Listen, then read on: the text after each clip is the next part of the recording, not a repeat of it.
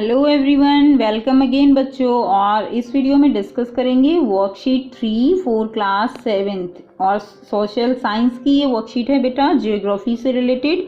और ये जो वर्कशीट है ये आपके लिए 25 सितंबर 2020 के लिए डायरेक्टरेट ऑफ एजुकेशन की तरफ से फॉरवर्ड की गई है।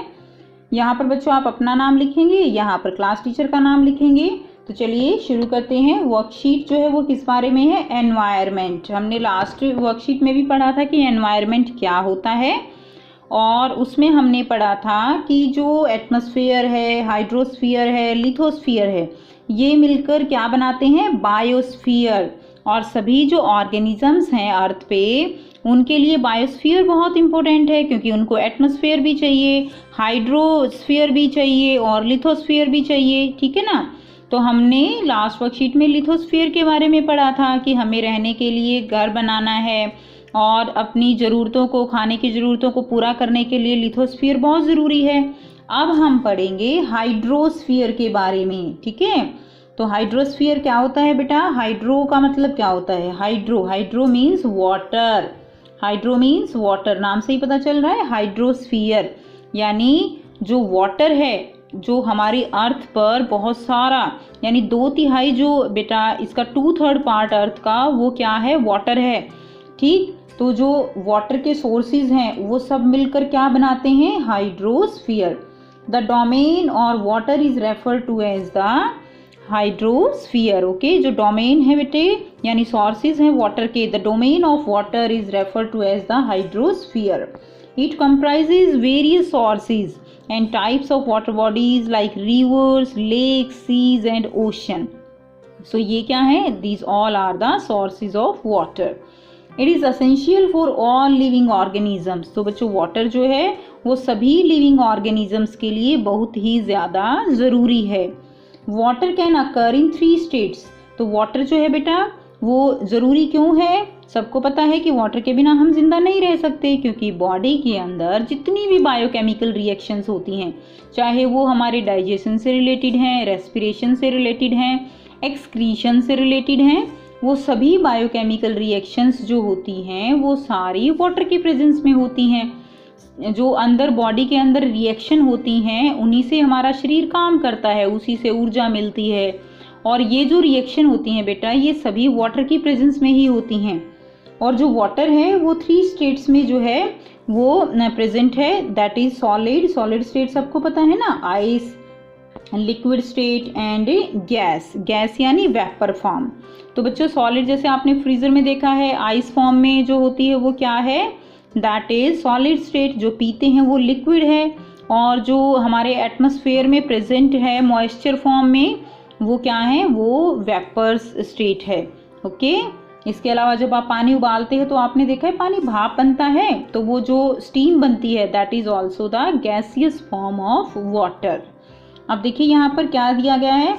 Identify the following water bodies. तो बच्चों ये कुछ वाटर बॉडीज हैं जिनको आपको आइडेंटिफाई करना है कि ये कौन सी वाटर बॉडीज हैं। तो यहाँ पर देखिए क्या है, फर्स्ट क्या है ये? These are the glaciers. Okay, क्या बोलते हैं इनको बेटा? ग्लेशियर्स। ठीक है? ये जो है आइस के माउंटेन्स हैं जिनको हम ग्लेशियर्स बोलते हैं। और ये जो ग्लेशियर्स हैं इनसे क्या है? इनसे जो है रिवर्स बनती हैं, like Ganga, Yamuna. These all rivers are formed from glaciers. ये वाटर पिघल पिघल के आता है जिससे जो रिवर्स फॉर्म होती हैं। उसके बाद देखिए ये क्या है? These are river. Okay, river. Next ये क्या है? This is ocean. Ocean. Okay, and these are waterfall. झरने होते हैं, वाटरफॉल। ओके, और ये क्या है बेटे? This is pond and this is canal. Okay, अब कैनल और रिवर में क्या डिफरेंस नजर आ रहा है बच्चों आपको? तो कैनल जो है वो आर्टिफिशियल है, मैन मेड रिसोर्सेज, एक तरह से मैन मेड है। बट जो रिवर्स हैं वो अपने आप फॉर्म होती हैं, उसको किसी ह्यूमन मेड नहीं है वो।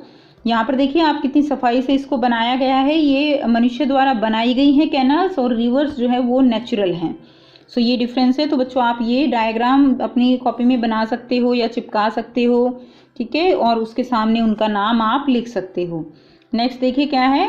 Where and in what form you have seen water, right about it. तो बच्चों आपने पानी जो है किस फॉर्म में देखा है और कहाँ कहाँ देखा है, आप इसके बारे में जो है लिखना है। तो आप इजीली लिख सकते हो। आपने पानी कहाँ कहाँ देखा है, रिवर्स, पॉन्ड्स, लेक्स, ओशन।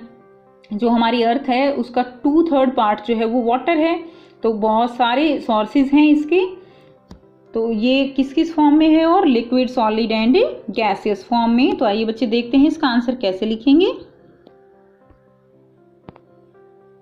सो देखिए, we have seen water in rivers, ponds, wells etcetera, and the water is present in various form like liquid, solid and gas. Okay, आप यहाँ पर लिख सकते हो present in 3 form. Okay, only 3 form.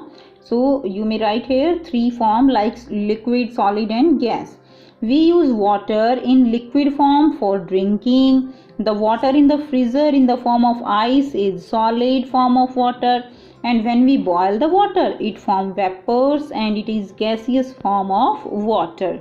So ये हो गई 3 फॉर्म. ओके, तो जो हम पीते हैं वो कैसी फॉर्म है बच्चों, लिक्विड फॉर्म. आइस कैसी फॉर्म है, सॉलिड फॉर्म. एंड जो स्टीम है that is the gaseous form of water. तो ये इस तरह से आप इसका आंसर जो है लिखेंगे. नेक्स्ट देखिए बेटा, सेकंड क्वेश्चन क्या है. Second question is how do you think water is essential for all living organisms. So students, do you think that water is essential? Yes, water is very very essential for all living organisms, because all the biochemical reaction occur in the body in the presence of water only. If there will no water, no life is possible. Okay, so आइए देखते हैं बच्चों इसका answer कैसे लिखेंगे. Water is very important for us as well as for all animals. All the biochemical reactions which occur in the body of all organisms occur in the presence of water only. So without water we will die. Okay, तो बच्चों यहाँ से आप जो है answer अपना लिख सकते हो. यहाँ से water is very important for us as well as for all animals.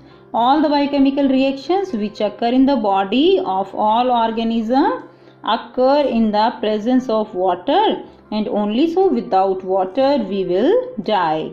So ये थी बच्चों आज की वर्कशीट. आई होप बच्चों आपको वर्कशीट क्लियर है. कोई प्रॉब्लम है तो कमेंट करके पूछ सकते हो. वीडियो अच्छी लगी तो लाइक शेयर जरूर कीजिए एंड चैनल को सब्सक्राइब करना ना भूलें. Thanks for watching.